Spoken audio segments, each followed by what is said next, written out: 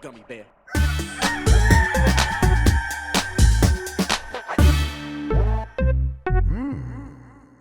It's the internet. You're busy. Let's do this for March 16th, 2023 for the next hour or so. Let me help you sort through the world of gaming on Game Mess Mornings Live with me, Jeff Grubb.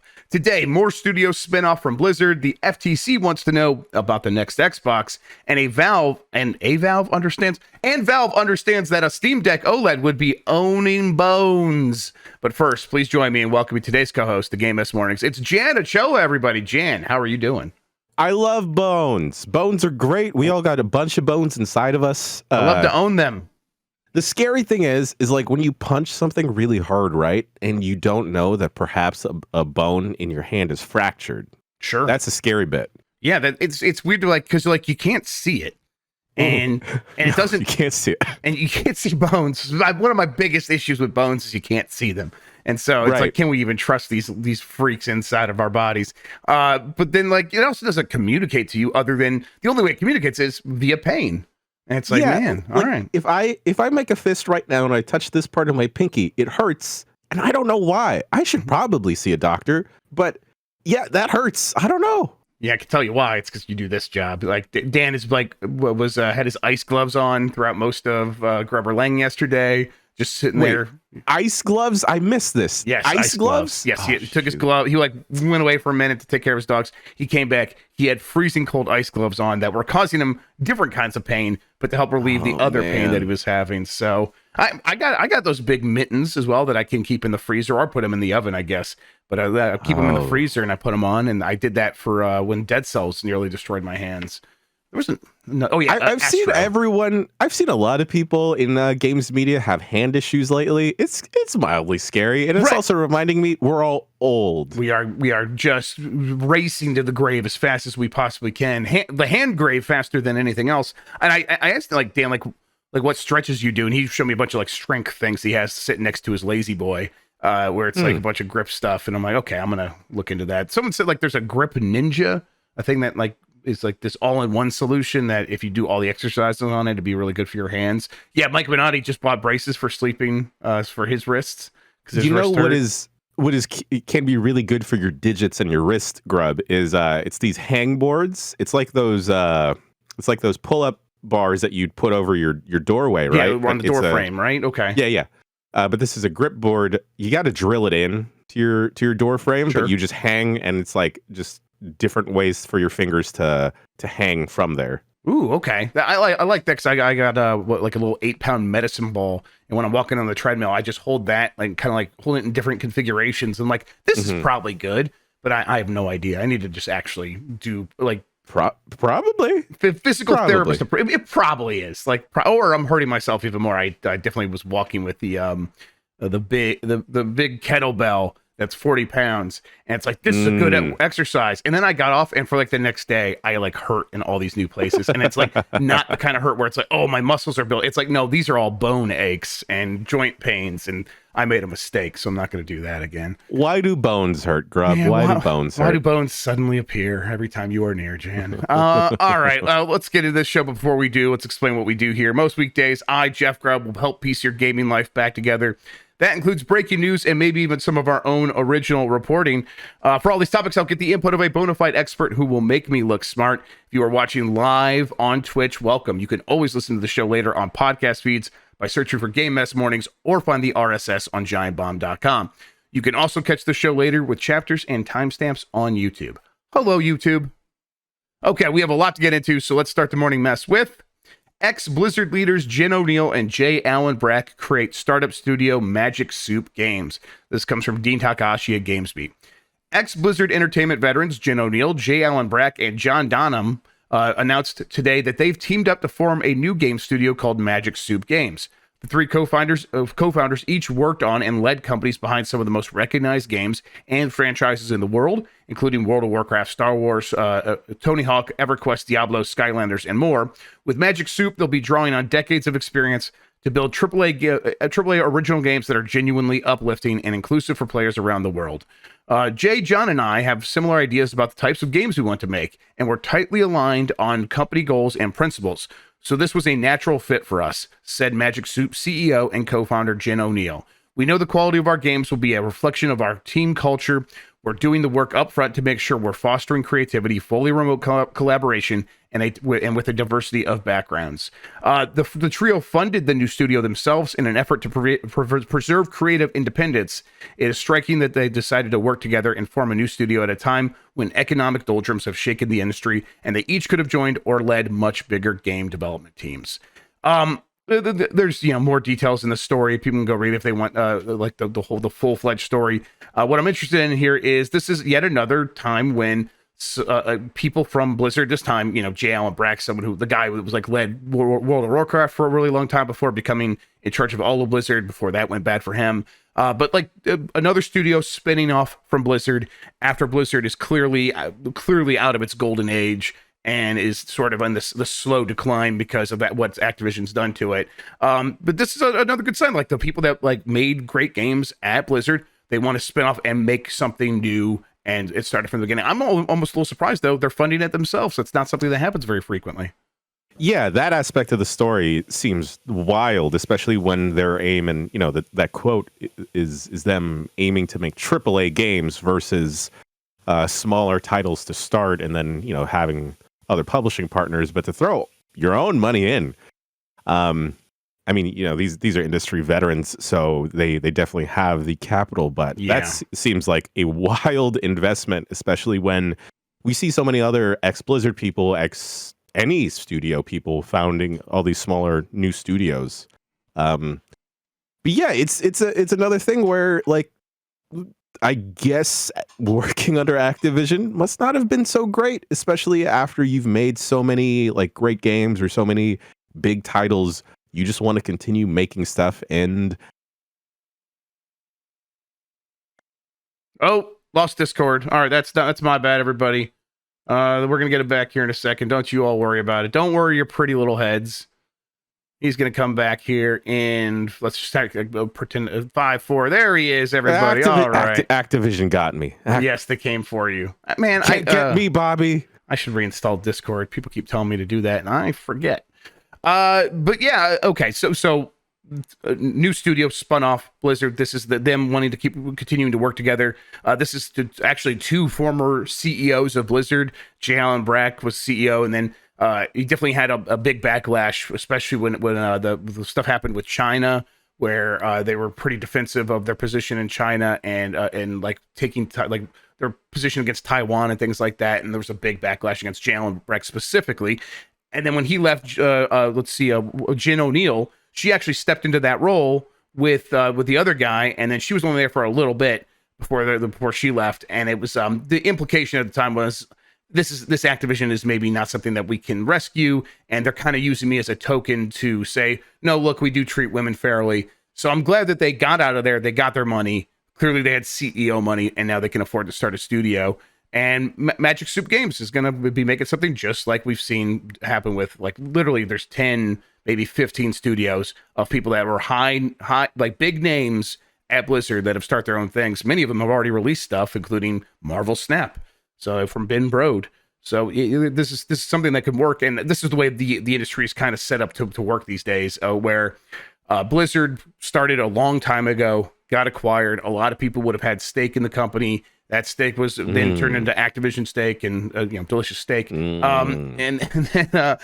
now that they were able to cash out, they have plenty of stuff, plenty of capital to work with.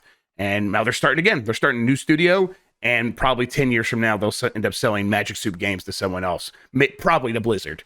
But we'll see. As far as the name, they said, Brack explained, making a game is a lot like making a soup. Both take time, both required a lot of iteration and different ingredients. Both require a lot of tasting and testing over and over. Each new chef can bring something new tasting notes, new spices, and new flavors. Even then, to end up with something truly amazing, well, that takes a bit of magic. I think even this... John Dunham, John Dunham, he is actually also a chef in addition to being a video game executive. So that's pretty neat.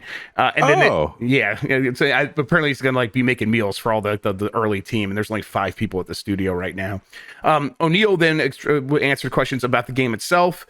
And of course, there's nothing to say yet. It's too early to discuss the details, but the spirit is that we will lean on our experience building AAA games and AAA teams to create something that brings out the best in people, that celebrates the positive power of what this medium can express. We're working on something that doesn't fit neatly into any existing genre today.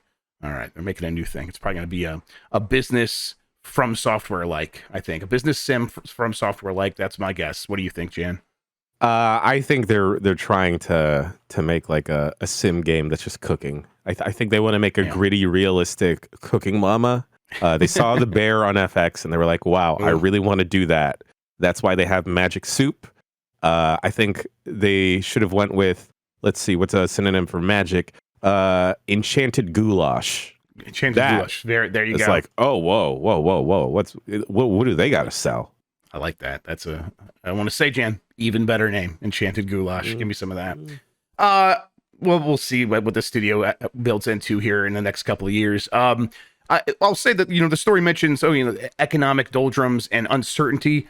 In terms of starting new studios, though, this is not necessarily some bad time. There's still a lot of money going around out there, where new studios are popping up and getting tens, if not like, $50 million to start their studios. I know there was an announcement in the last week. I can't remember what the name of the studio was, but there's like, no, we're starting big. We're going right. Like, we're going for it immediately. It's not, it's no longer, okay, you're going to take the money you got from the previous company, go work on something small, and then maybe sell that to a publisher. It's like, no, you're going to take your experience from one of these big publishers, go out there, start something, and get an immediate massive investment from seed funding angels or whatever they're called, and then take it from there. And we're about to see like one of the first big examples of that in the finals from that new studio that was I think they also working on Arc Raiders. I can't remember the name of the studio is, but it's from former people, mostly from EA, former EA executives, and they have 250 people working on those games, if not more by now. And they've never released anything until right now. They're about to play out the finals. So yeah, Embark. Thank you, Christian. So yeah, it still seems like a good time to be out there starting your own thing. Do you think that there is a potential for the marketplace for this level of game to get crowded? I mean, we've already seen that happen in indie games. This is definitely not going to be an indie game studio. Do you think they could begin crowding each other out, or is it mostly going to figure itself out? I think it'll figure itself out. It's going to be a while before anything from Magic Soup can even come out. And, who knows by then that they'll go through the cycle of creating some type of hype. They get acquired by a bigger company, and then one or all of these three people dip to something else, and we never see something from Magic Soup. So I think that is a possibility as well. By all means, let's crowd the top. AAA stuff, let's flood it with stuff, give more options and choices to the gamers out there. But I'll believe the soup when I see it. Soup takes a while to make, as their analogy is. Hold up, let them cook. Absolutely. Yeah. All right, Grubb. All right. FTC lawyers want more info on Microsoft's 10-year deals with Nintendo and Nvidia. It's like, you're not alone. They also want more info on the next gen Xbox, which, okay, well, cool, let's do it. This comes from Jordan Midler at VGC. The FTC wants more information regarding the Microsoft's recent agreements with Nintendo and Nvidia, as well as its exclusivity plans for content from both ZeniMax and Activision-Blizzard. That's according to new documents filed yesterday, which outlined issues the FTC has with some of the information Microsoft has presented to the governing body amid Microsoft's proposed acquisition of Activision-Blizzard. The FTC has requested that Microsoft produce details of the several agreements that it's recently touted, and has alleged that Microsoft intends to use these deals as a means to justify the acquisition to regulatory bodies, which I don't think they're even trying to hide. That's what they're doing here, Jen. Let's see. Despite clearly intending to use these agreements in its defense, Microsoft, this is a quote, Microsoft has refused to produce underlying internal documents related to these agreements or communications with third parties other than Nvidia, Nintendo, and Sony. It wrote, Microsoft should be not permitted to introduce or rely on these agreements without producing the requested underlying discovery. On Wednesday, the Xbox owner announced that it had signed yet another 10-year agreement to stream Xbox PC games, as well as Activision Blizzard titles after the acquisition closes with Japanese cloud gaming company Ubisoft. There's a little bit more of this. We'll get to it. But yeah, I mean, I'm not surprised. This is the back and forth that we've been expecting from this entire time. We know why Microsoft is making these deals, and now it needs to prove to the regulating bodies that it's trying to impress with these deals, that the deals are what they say they are. That's fine. I do wonder. It's like, is this gonna continue to drag this out? I don't know, Jan. What do you think?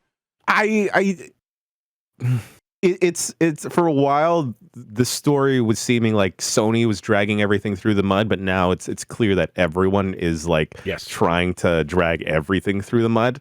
I'm curious if Microsoft trying to make all these additional deals with other parties involved, like Nintendo or Nvidia, and on Monday, Ubiquitous. Yeah. And who knows who else they'll try and make deals with, if that will wind up being a net negative if they eventually do acquire Activision-Blizzard, of like, okay, well, you got what you wanted, but now you got to fulfill all of these other obligations. Make COD come out on the Nintendo Switch and make it work because you said it would. So I don't know if they're just inadvertently shooting themselves in the foot because they just don't want to give budge with Sony.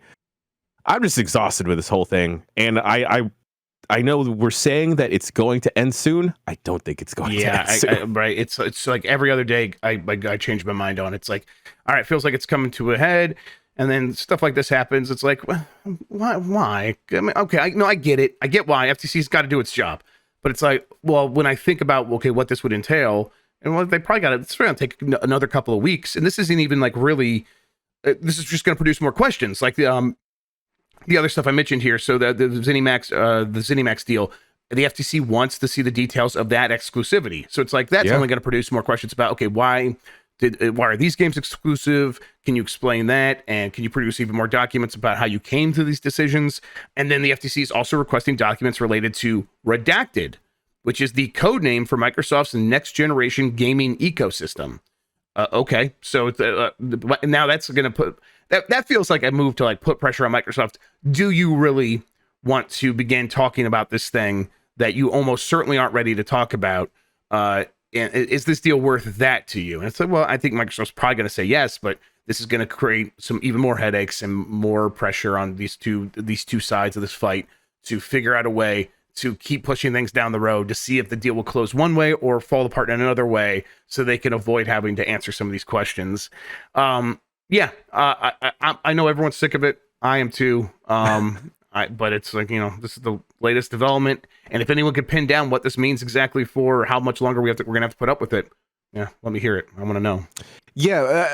And I've seen the speculation from people that are like in similar industries when it comes to like these big deals and stuff, and even they're flummoxed by it. Of like, I don't know who's gonna throw the next wrench in the gear here, whether it's Microsoft, the FTC, Sony, or who knows who else is gonna throw their hat into the game and be like, you know what, I don't want them to have it either, or I want Call of Duty.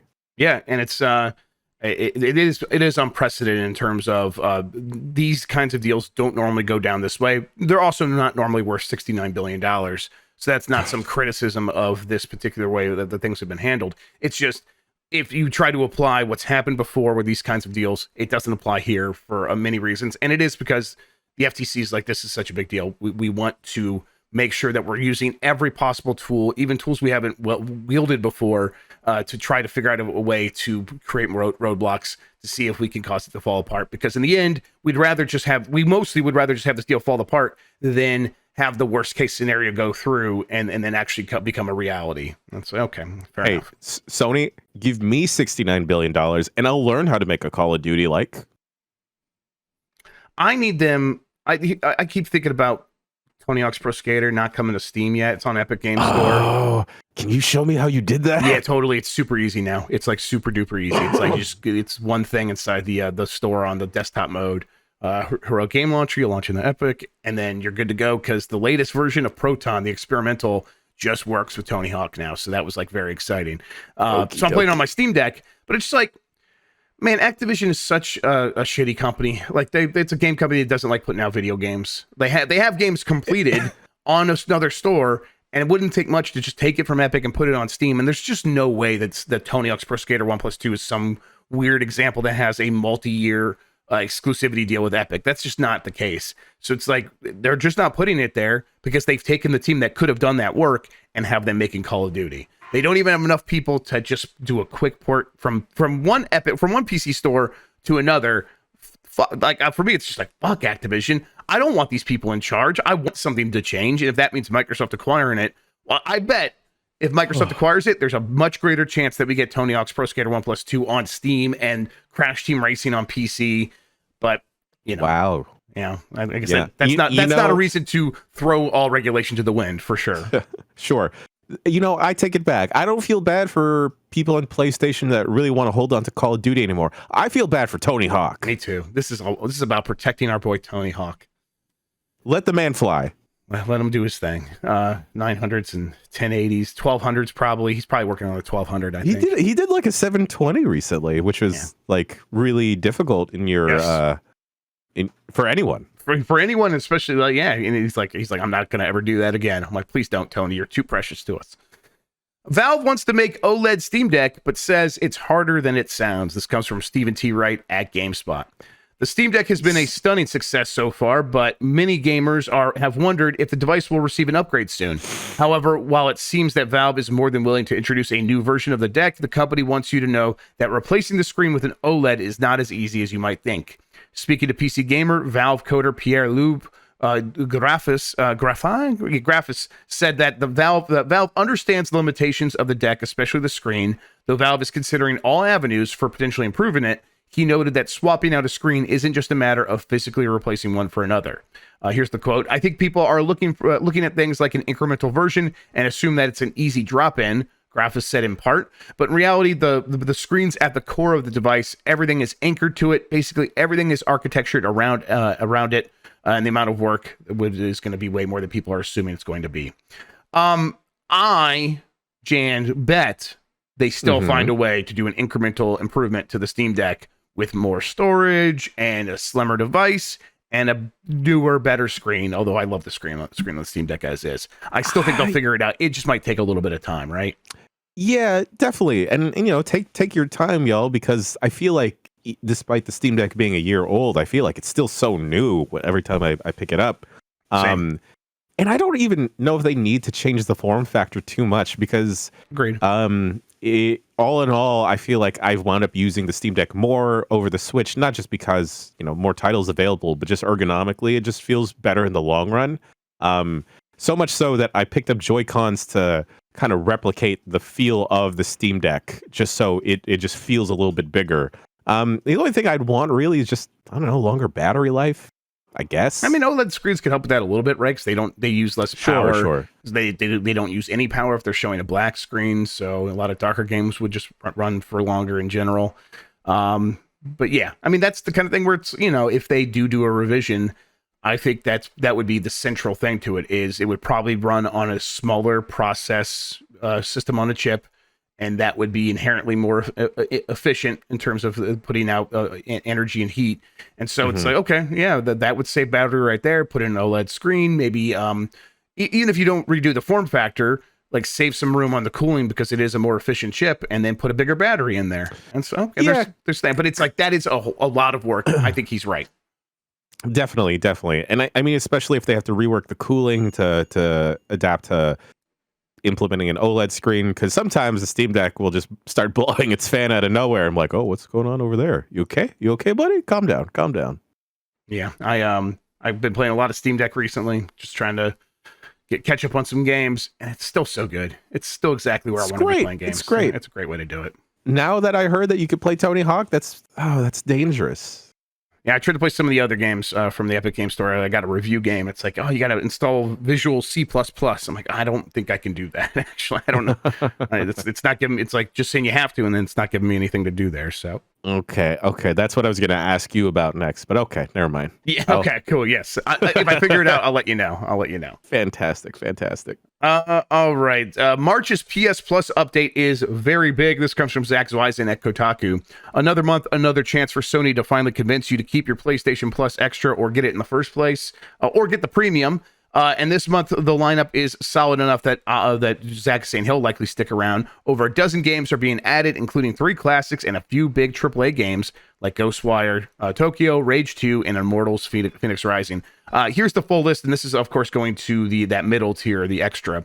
Uncharted Legacy of Thieves Collection, Chia, Day One, which again in a preview capacity, that looks like a lot of fun, and that's I think people should definitely check it out Day One there if you get a chance. Rainbow Six Extraction, Ghostwire Tokyo, Life is Strange True Colors, Immortals Phoenix Rising, Life is Strange 2, Dragon Ball Z Kakarot,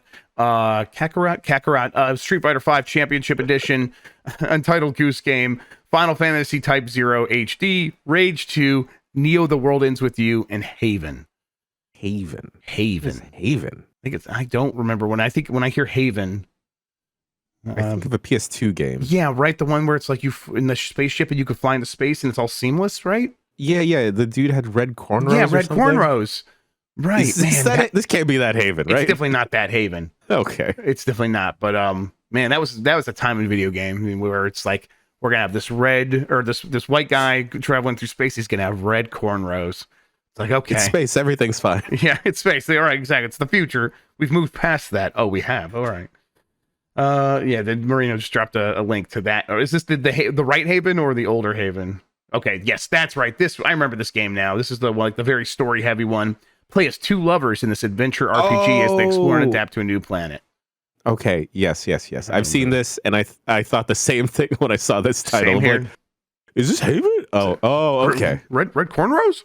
Nope. Then meanwhile, for premium members, you can get 3 new classic PlayStation games as well. This is exciting. Ridge Racer Type 4, which is a all-time classic. It's a great game. One of Mike Minotti's favorites for sure. And then Ape Academy 2, which is not Ape Escape. This is the PSP game, Ape Academy 2. And then Siphon Filter Dark Mirror, also for the PSP. That's a lot of Siphon Filters on there now.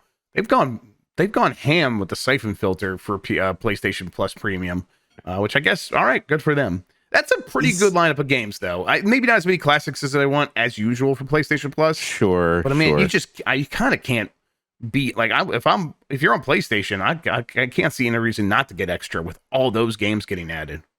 Yeah, I mean, I myself have always been curious about checking out the Life is Strange titles and seeing that there's 2 of them right there. That seems like a big deal. A game like Uncharted, Legacy of Thieves Collection, and I know that it's people feel mixed on it, but Immortals Phoenix Rising, it's a pretty beefy game. Yeah, absolutely. A lot of these games are. Yeah. Yeah.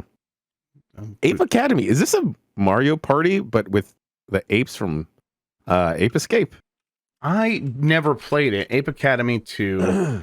It looks, I mean, it's definitely an Ape Escape adjacent game. I just don't know. Ape Academy 2, it looks like kind of like a party game. Yeah. Man. No. Yeah, that could be fun. Oh, we should just have a series of UPFs, which is just like fun little time capsules of platforms, because there's a lot of PSP stuff I'd love to. Yeah, I'd like a PSP to. stream. We do a GameCube stream and a PSP stream. Let's do it. Yeah, Ape Academy 2 is the sequel to PlayStation Portable party game Ape Escape Academy. There you go. Okay, it's similar to its predecessor. Most of the mini games borrow elements from Ape Escape 3. Cool. All right, well, I'm gonna check that out. That seems fun. Sure. All right, moving along here. Nintendo adds new Game Boy, Super Nintendo, and NES games to Switch Online. This comes from Chris Scullion at VGC. Nintendo has added a new batch of retro games to its Switch Online library. 4 new titles have been added to the service, 2 for Game Boy, 1 for Super Nintendo, and 1 for the NES.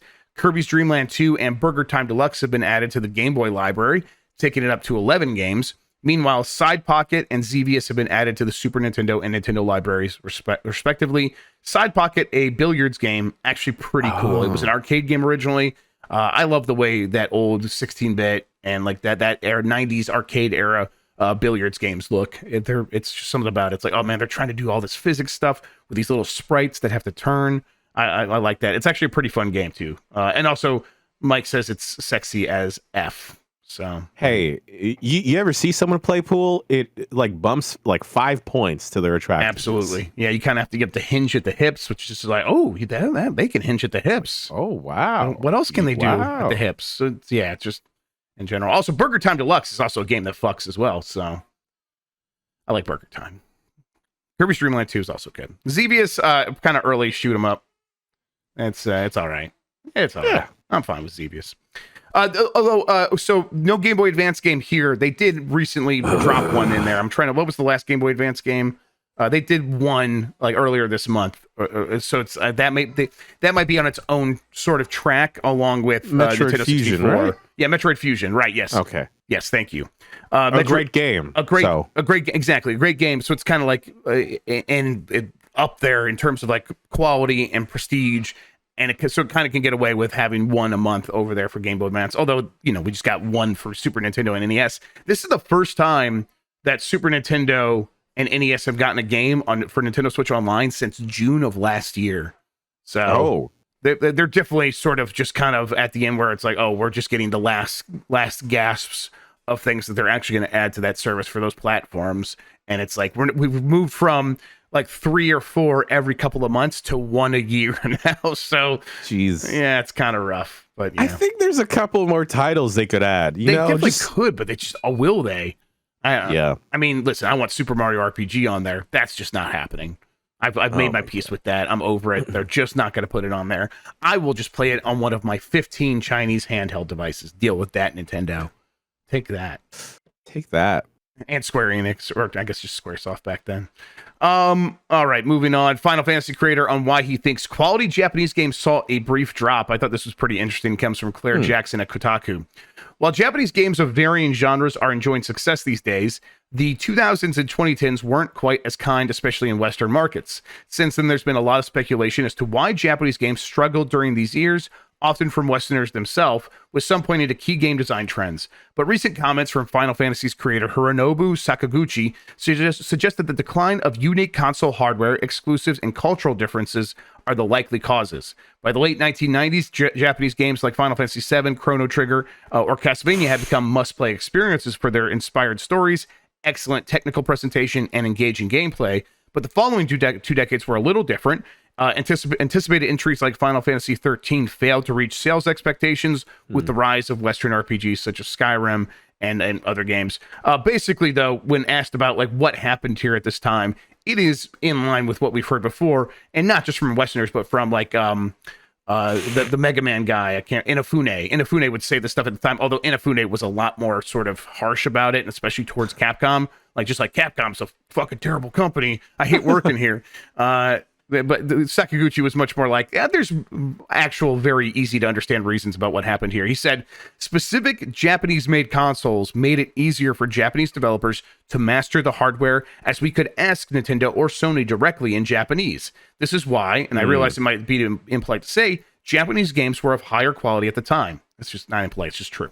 As a result, Japanese games were regarded as more fun, but when the hardware became easier to develop for, things quickly changed. Castlevania producer Koji Igarashi was also a part of this interview, and he added that the long history of PC culture, and he's not talking about politically correct, he means personal computer. The long history of PC culture in the West was better adapted to the hardware trends that would follow in the 2000s, a trend which continues to this day. The PS5 and Xbox Series consoles more closely match PC hardware than dedicated gaming boxes perhaps ever have. That change wasn't easy for Japanese developers. Igarashi describes the journey as a tough growing pain, where he quote says, Japanese developers could no longer rely on their speciality as console developers and had to master PC development. It's cool to hear these guys kind of just come out here and explain it in very plain language. What was kind of like, I think, what we all settled on over time. There's a shift away from these bespoke consoles to stuff that was much more easier to develop for, and then also was HD. Just it put a few hurdles in front of these Japanese developers, and it took them a little bit of time to get up to speed. And it's that simple, and it's what now we have not just like 1 or 2 Japanese developers saying, but a handful, and all of these people who were there and would know better than everyone else, right? And the good news is they've overcome that, and it's long in the rearview mirror at this point, right? Yeah, totally. I definitely, as a consumer, noticed that dip in interest in Japanese in games that were developed in Japan. I think also just like general taste change because of, I think players wanted more autonomy with games and just being able to do whatever they wanted versus kind of being pigeonholed into like, no, these are your choices. Or at least they wanted to experiment with that. Like, I think a lot of people have been happy to go back to sometimes more linear games, but it was like, at that point, it's like, well, we've been doing the linear RPGs for a very long time. So Skyrim pops up and it's like, well, I at least want to see what this is all about. And I think a lot of people are like, well, that I did see what that's about. And now we've gotten a lot of games like that. And it's maybe not for me. And I do prefer some of this more linear storytelling, but it's like, at that time, it was this new novel thing. Also, mobile games in 2008 and on, were not just popping off, but were a huge, I'll say, distraction in Japan, where it's like they were looking at their audience in Japan, turning to mobile games and being like, this is what we play now. And I think it caused a lot, a crisis of, okay, are we going to be able to make the games we made before? And of course, the answer was, in the long run, obviously yes. And and it was just a matter of all these things happening at once, and they got over those hurdles. And now look at Capcom, just. The publisher, everyone wants to be like Capcom, which was not the case coming out of this era at the time. No, not at all. Poip brings up something that was marinating in my head, where a lot of Japanese games around that 360 PS3 era did feel super grindy and just too systems heavy in a way that just stopped being as fun. Yeah. So I think when you get something like Skyrim, where you could still grind and you are still grinding, but like it's more of an organic way where you just have to keep playing, and the specific way you keep playing is how you wind up leveling up. That wound up being more appealing, or people just like cheating the system rather than like, okay, I have to run around this desert area for like a good 1.5 hours to grind up to be able to beat this boss, because systems wise, there's no other way I can do it. This is something that's not just happened with like East versus West games. This happened inside of like really big long running games themselves. World of Warcraft had this thing where it's like you could decide to go do the thing where you're just going to kill a bunch of pigs for hours and hours and hours, and that's how you're going to level up. Or you could go do the fun content that they made. But the fact that you had this choice made some people like, no, I'm going to just go kill the pigs for forever, and that's kind of me getting around the system. And over time, they streamlined it to such a degree that it definitely was, on paper, looking at it, well, this just is plainly more fun than what we had before. But by taking away some of that choice, it's like, oh, is this even still World of Warcraft? And do I feel less ownership over my experience? And is that worse? And so they've had to sort of balance this stuff out. And I think a lot of people making games, whether they're coming from Europe, the United States, North America, or Asia, it's like they're still trying to figure out where they should fit in there. And then we get something like Elden Ring, where it's like, okay, this feels like the culmination of all these conversations coming together and presenting a world where you can kind of get a little taste of all that different stuff, and but then you're still going to have that opportunity to go and cheat the upgrade system if you want. But it's like, there's a ton of fun ways to do that stuff if you want to do it. But like, no, I'm going to be a little sneaky little goblin who's going to sit up here on this ledge and shoot that other thing over there and have it fall off. I'm going to do that 1,000 times, and I'm going to be way over leveled. And I did that, and it was a ton of fun. I'm like, man, I'm glad the games got to this point and it's sort of had these conversations. And now we're just getting the awesome games built on top of that, those years and years of learning. And the thing is, all of those games that are still super grindy, they still exist, or there's still more like that coming out. So if you are a masochist that likes that, it's still there. Absolutely. All right. Sea of Stars announced for Xbox. It's got a release date coming this August. This comes from Natalie Collins at DualShockers, and I think I have this right here. I'll bring it up in a second. A new announcement from Sabotage Studio came on Wednesday, revealing that its upcoming RPG, Sea of Stars, will also release for Xbox and Xbox One, alongside the previously announced platforms in August. The studio previously announced that the August 29th release date would include PS4, PS5, Nintendo Switch, and PC platforms. Now it's also coming to Xbox. I think this game looks very cool. And people always talk about, like, why don't Japanese developers put more of their games on Xbox? I don't think this game's made in Japan, but it definitely has its. Let me get it up here for everybody. Inspiration. Yeah, it definitely takes an inspiration from there. It looks like a JRPG. And it's like, man, if you want people to see that those kinds of games can succeed, well, maybe this is time to go for it. You know what? Actually, it's made by Yaori Matsuda, or at least maybe it's involved in there in the soundtrack or whatever. So taking the inspiration from there for sure. Let me grab this real quick. This looks amazing. This looks great. I was going to say, do you think there's a chance that we get that Xbox does get more games like this going forward if a game like this can succeed? Yeah, it's a possibility, definitely. Like, folks will see that like the Game Pass model for as a developer will work for them, so that could draw them to the platform. Yeah, oh god, every time I see this game, I just need it. I need it. It just looks this specifically looks so dang pretty. So pretty. And then just seeing that it's turn-based, sign me up. Yeah, and let me drown in the sea of stars. Exactly, and they got the Chrono Trigger, Chrono Cross composer come in there and be a guest composer for the game, and they know what they're doing. God, that looks so good. Yeah. I mean, give me a big rock monster that picks up my Sprite and throws me across the world. Hell yeah. All right. Let's see. Okay. I got another story here.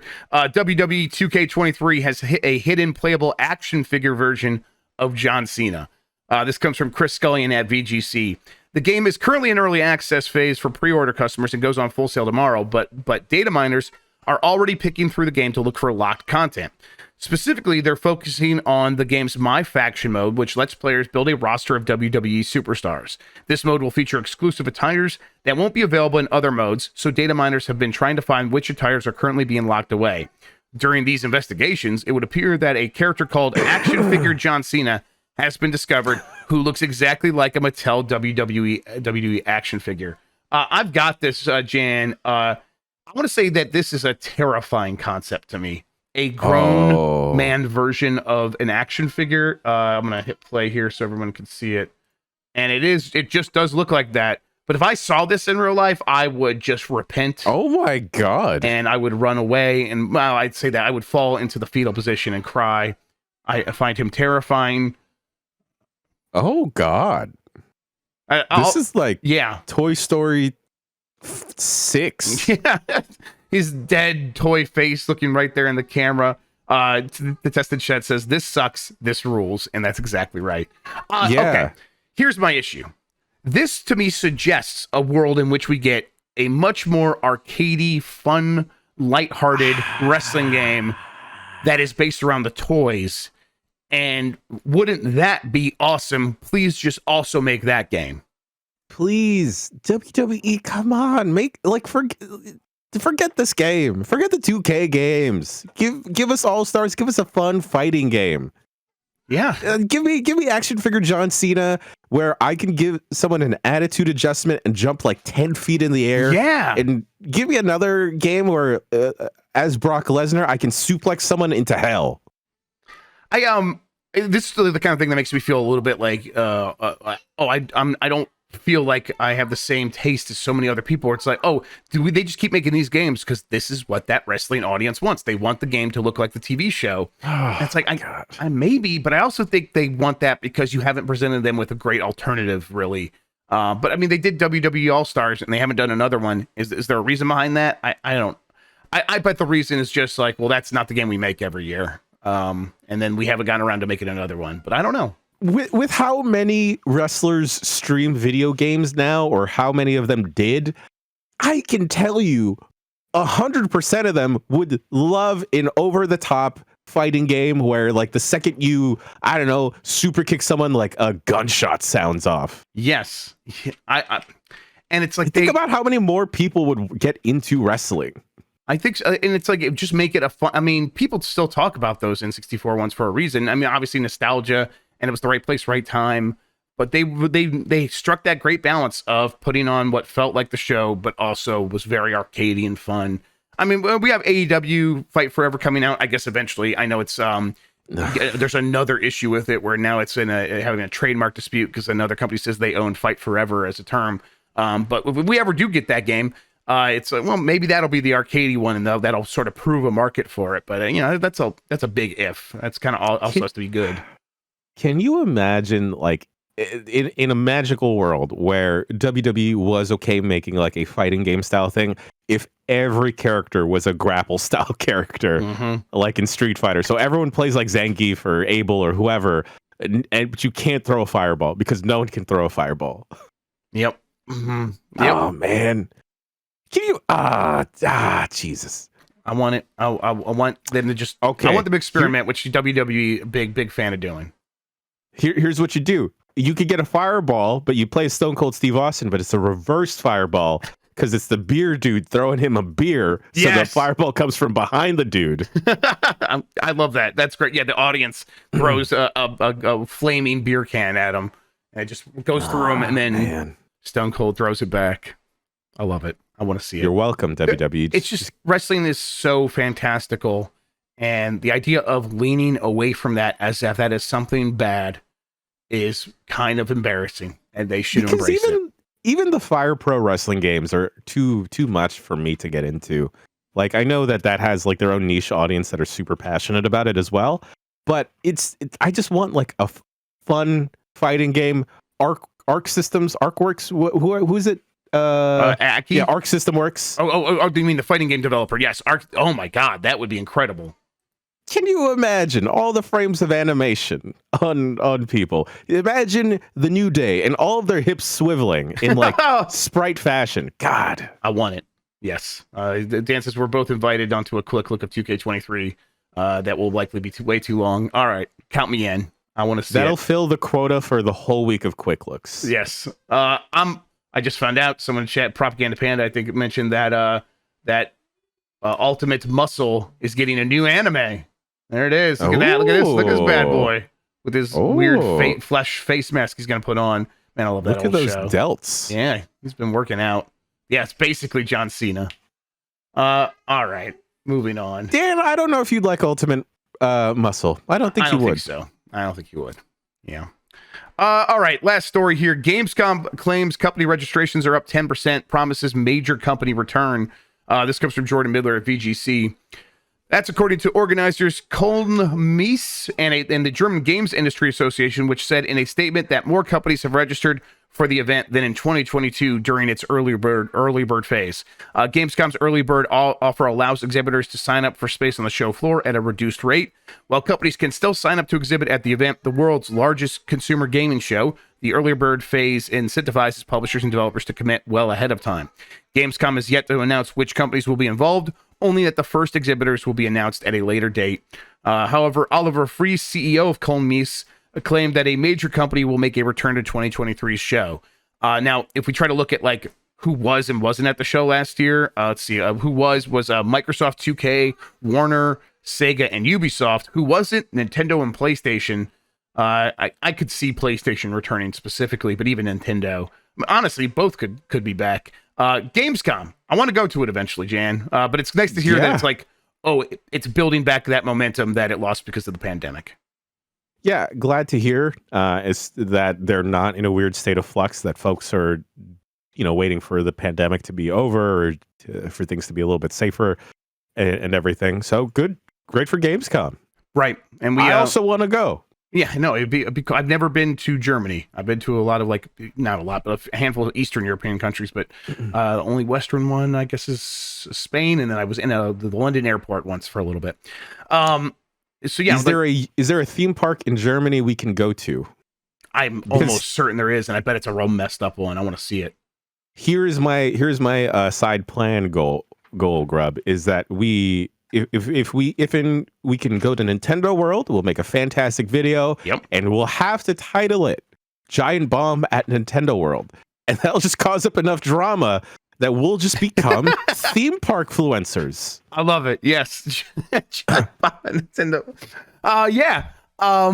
But I think we have to. I think that's the only result of that situation is we just no, we'll do a giant bomb at all the theme parks so it's fair. So can you imagine the hilarity and chaos that would ensue of you, me, Dan, perhaps Bacalar, perhaps Tam and Lucy at Disneyland Sea, and then we go and ride the Tron ride all together? I mean, listen, don't even tease me. I want to go to Disneyland Sea so bad. I've promised Mikey that I'll take him if our Patreon gets to a certain level. So I will. I'll just pay for my own trip and I'll just film you guys. Yeah. Oh, let's go. He says, Dan Regan says, what the fuck is Disneyland Sea? And he put the letter C there. So. Oh, sorry, Mitch. Shanghai. Let's go to that one too. The Tron ride is in Shanghai. Oh yeah, let's go. Yeah, let's hit all of them over there. Bam, bam, bam. And then let's go to Singapore, Universal Singapore. I've been there before and rode the Transformers ride. Very good over there. Oh man, there's a Demon Slayer ride in Universal Studios Japan that I want to go to. Let's just go to all the theme parks. They're all kind of video games. Yeah. They're basically like, what if a video game was a big, expensive place to be? Like, yeah, let's do it. Oh man, Gamescom going to happen later this year. When does it normally happen? August, September, around that time of year. I'm glad it's coming back together. We'll see. We'll see if Nintendo or PlayStation comes back. All right, I have a poll question I want to get to, and then I have a new one that I want to pose to you. It's a fun one this time because tomorrow's Friday. Will Nintendo bring more non-Mario characters into Mario Kart 8 Deluxe? This is from last week. This is not right. Hang on, let me see here. Let me go to latest. I knew I was messing something up. There we go. What is Project Zircon from Konami? We got there in the end, everybody. Is it a Castlevania game, Castlevania NFTs, or a pachinko machine? 20.5% say it's a Castlevania game. 30.1% say it's a pachinko machine. And 49.4% say that Project Zircon from Konami is Castlevania NFTs. What do you think, Jan? I didn't even think about NFTs, but that's a possibility. That's a possibility, isn't it? I mean, listen, it's because Zircon makes me think of, Zircon is referring to zirconium, which is like fake diamonds and stuff. And it's like, it just sounds like such a scam name that I'm having a hard time not seeing it as anything but some sort of weird multi-level marketing thing. But that could be wrong. Maybe it's a mobile game. I don't know. Hey, maybe it's a mobile game that is mining your phone for crypto. Yeah, listen, that's the next generation of what Konami's going to work with. Has no one told them that the NFT interest is just dipping down and it's just a bunch of weirdo pervs that are into it now? I mean, I'm sure someone's told them, but will it take? We'll have to wait and see. We'll see what Project Zircon even is. People are assuming it's Castlevania because the least valuable gem you can collect in a Castlevania game is always called Zircon. And it's like, oh, there's supposed to be a Castlevania thing. That's not necessarily how these things always work. So we'll see if it's even Castlevania related. Are they trying to launder money? And they saw that Yuji Naka's in jail. So they're like, all right, let's figure out a new way to launder money. NFTs, that seems like a new thing that we could do because no one understands it. Let's do it. Jan, everything you just said sounds like exactly what's happening. Almost certainly. I saw a video of Yuji Naka showing off. I got to get this ready for right now. Of showing off Sonic 06 at E3 2005.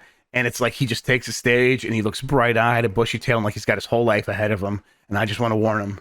Want to grab him and warn him about what Sonic 06 is and Balan Wonderworld and insider trading. Just like, save yourself, young Yuji. No. See, this is why. It's because you did go back in time and you did tell him this. And then he was like, no, I can fix it. I can fix it. Instead of like the butterfly effect, the Rouge the Bat effect. I just showed him like, here's Rouge the Bat. Look what you've done. Look what you've done. And then his jaw rolled to the bottom of the table and his glasses went, woo. Well, I can't blame him for that. All right, I have a new poll to put up there. But in the meantime, Jan, why don't you tell people where they can find us on the internet, like what we got going on this week, all that kind of stuff. We got Blight Club happening almost immediately after this. I apologize in advance to Dan. It's just going to happen. It's Thursday. It has to happen. Voicemail dump truck later today. Tomorrow, another episode of Game S Mornings and UPF, the Matt Rory edition, where it'll be fun times. I love Matt. Definitely sad to see him go, but happy for the guy. It'll be chaos. He may or may not take his shirt off.